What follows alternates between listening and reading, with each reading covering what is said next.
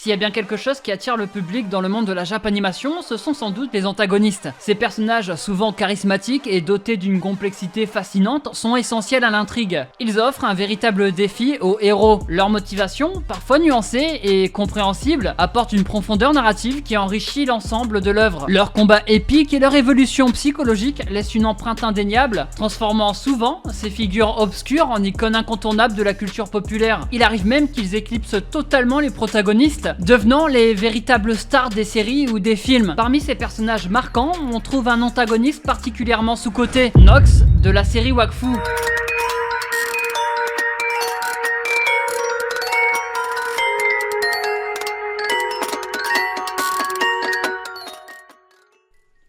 Avant de commencer la vidéo, laissez-moi vous parler de Marvel Snap. Pour ceux qui connaissent pas, c'est un jeu de cartes à collectionner rapide et stratégique, avec un mécanisme de snapping unique. En gros, le snapping, ça vous permet de doubler les enjeux. Vous faites ça si vous êtes confiant de votre main ou si vous souhaitez bluffer l'adversaire. En cas de snap des deux joueurs, les enjeux peuvent atteindre 8 cubes. Ça peut vous faire monter énormément ou l'inverse, vous faire descendre. C'est donc à utiliser avec précaution. Ce jeu, il met en scène des personnages emblématiques de l'univers de Marvel. Et dedans, t'auras pas vraiment le temps de t'ennuyer. Chaque partie ne dure que 3 minutes. Donc je peux te dire que t'as qu'une envie, c'est de relancer une game. Quand t'es au WC, tu lances. Quand t'es en poste, tu lances. Quand t'es en contrôle de maths coefficient 4, bah là tu finis et après tu lances. Non bah faut pas déconner aussi. Avec plus de 80 emplacements aux effets variés, une vaste collection de cartes, quand même plus de 270, on peut le dire, chaque partie va être une expérience inédite. Et en ce moment, c'est justement le moment parfait pour commencer. Car on a le 2e anniversaire du jeu où vous pourrez obtenir des boosters, des crédits, des variantes, des frontières et bien plus. Tout ça seulement en vous connectant tous les jours à partir du 18 octobre. Avec ça, il y aura aussi un nouveau mode qui s'appelle High Voltage, un mode temporaire où les parties se jouent en 3 tours rapides avec plus d'énergie et de cartes à chaque tour. Je vous conseille de jouer pendant l'événement, ça vous permettra de débloquer gratuitement la carte Agonie. Et sinon pour les cadeaux c'est pas tout, tu peux aussi en récupérer sur Twitch. Tu lis ton compte grâce au lien en description, tu regardes des lives Marvel Snap et ça y est, en 2 heures 155 boosters aléatoires, 4 heures 350 crédits, 6 heures un variant mystère premium et 1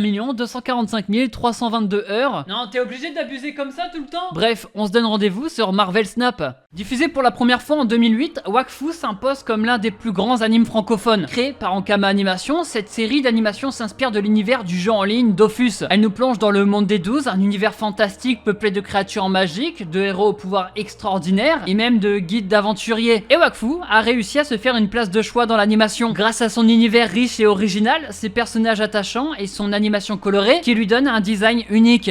Le mélange d'action, d'humour et de moments touchants en fait une œuvre qui reste pertinente près de 20 ans après sa sortie. Et on peut le dire, c'est amplement mérité. Et pour comprendre où ça nous mène, laissez-moi vous mettre un peu dans le contexte. Mais avant ça, n'oublie pas le petit like qui fait plaisir et qui aide beaucoup. Si vous aimez, je referai ce genre de vidéo, c'est une première. Et en commentaire, tu vas me mettre ton antagoniste préféré pour la prochaine vidéo. Je compte sur toi. Dans Wakfu, on suit l'aventure de Yugo, un jeune garçon qui découvre qu'il est un héliatrope. Les héliatropes, c'est une ancienne race dotée de pouvoirs magiques. Sa quête va commencer lorsqu'il partira à la recherche de sa famille biologique après justement avoir découvert sa mystérieuse origine. Pour ce faire, il sera accompagné de ses fidèles amis. Amalia, une princesse Sadida, Tristepin, un guerrier intrépide, Ruel, un chasseur de trésors très avare, et Evangeline, une archère. En plus de retrouver sa famille, Yugo et ses compagnons vont devoir protéger le monde des 12 contre certaines forces maléfiques qui convoitent tous une précieuse énergie.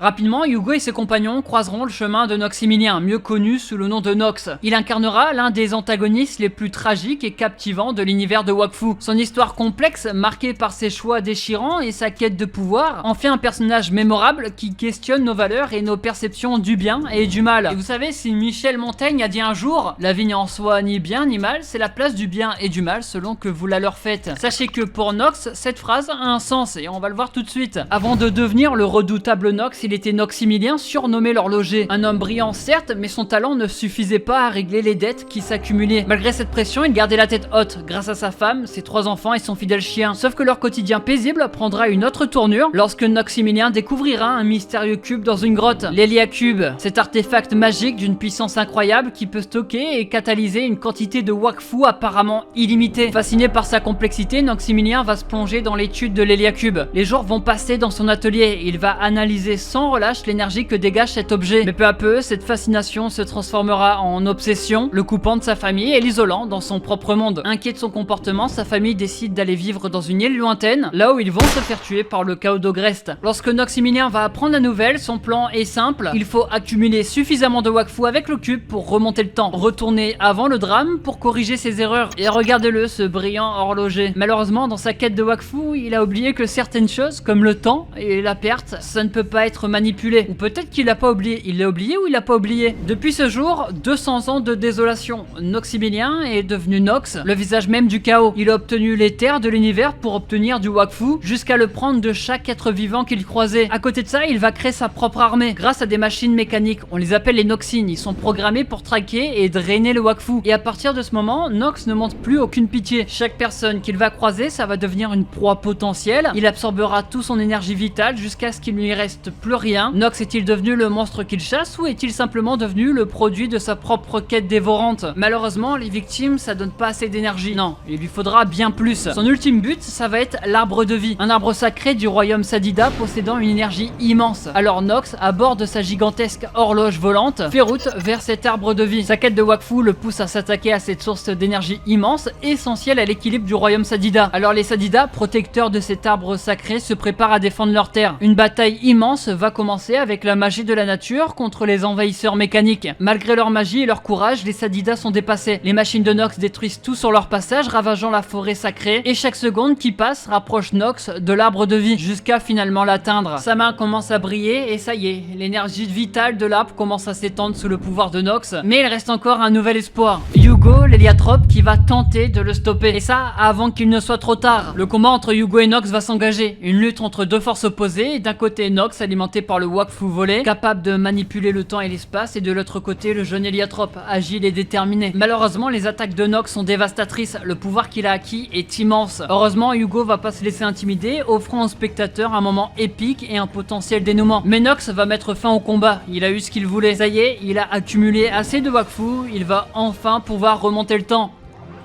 20 minutes, c'est le temps qu'il a réussi à remonter. Alors Nox, désespéré, comprend qu'il aura fait tout ça pour rien. Toutes ses victimes, toute cette haine uniquement pour ramener ses proches n'aura servi à rien. Il va alors avec lucidité abandonner l'Héliacube et se laisser mourir près de là où sont morts ses proches.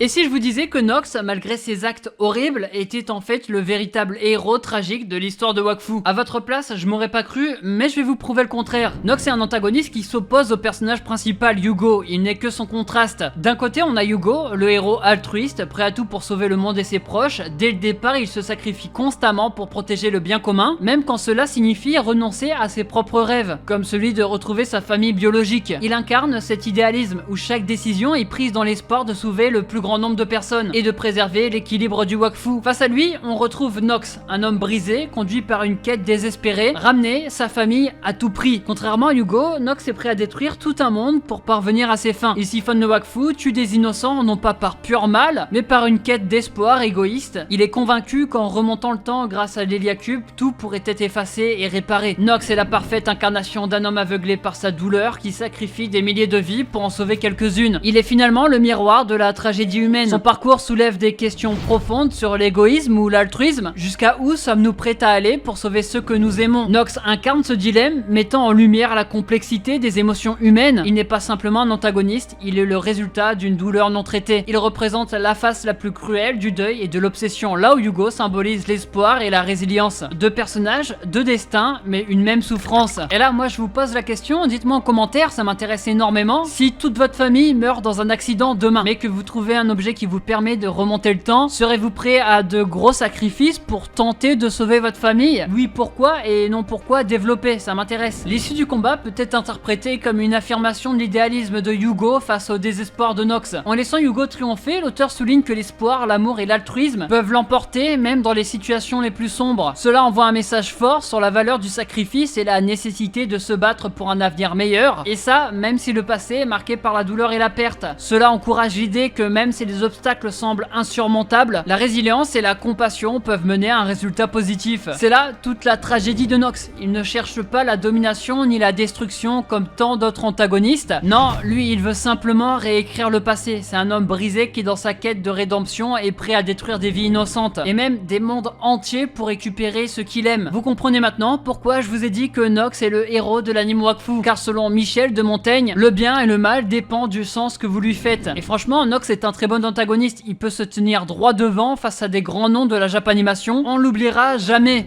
Dans l'univers dynamique des animes, une transformation fascinante s'est opérée au fil des années. L'époque où les méchants étaient de simples incarnations du mal semble révolue. Au lieu de se contenter de semer la terreur sans raison valable, les antagonistes d'aujourd'hui sont des personnages riches en nuances, souvent plongés dans des récits tragiques qui résonnent avec les luttes humaines. Dans Death Note par exemple, Light Yagami, cet anti-héros emblématique, apparaît au départ comme un idéaliste dont l'objectif est de purifier le monde par la mort des criminels. Ses motivations, bien que louables, plongent les spectateurs dans un dilemme moral captivant. En s'alignant sur son point de vue, on devient complice d'une réflexion beaucoup plus profonde. Il y a aussi dans Shingeki no Kyojin, l'attaque des titans, avec son protagoniste Eren Yeager, je pense que tout le monde le connaît. Son désir de liberté pour son peuple, bien que compréhensible, entraîne des conséquences catastrophiques, et ça pour l'humanité tout entière. Cette lutte entre le bien collectif et le bien individuel pose des questions dérangeantes sur le prix de la liberté. Même dans MHA pour All for One ou Shigaraki, où leur passé tragique révèle les raisons de leur rébellion. Cette incertitude entre le bien et le mal, c'est justement le thème principal d'un de mes animes préférés, Shiki. Même si les chara-design laissent à désirer, je vous l'accorde, cette guerre entre l'humain et les vampires va nous questionner tout au long de cet anime. On saura pas choisir notre camp. Honnêtement, je vous le conseille. Les méchants dans les animes deviennent de plus en plus complexes et ça change beaucoup la façon dont les histoires sont racontées. Maintenant, même les méchants peuvent toucher les spectateurs, car on peut comprendre leurs motivations, ce qui nous pousse à réfléchir à nos propres choix et valeurs. Ça rend les histoires plus riches, on se demande de plus en plus ce qui est vraiment bien ou mal, et du coup les animes paraissent plus réalistes, car ils reflètent les doutes et les dilemmes qu'on vit dans la vie de tous les jours. Ils nous font réfléchir sur nous-mêmes et sur le monde qui nous entoure, et je pense qu'ils vont nous faire réfléchir encore très mais très longtemps.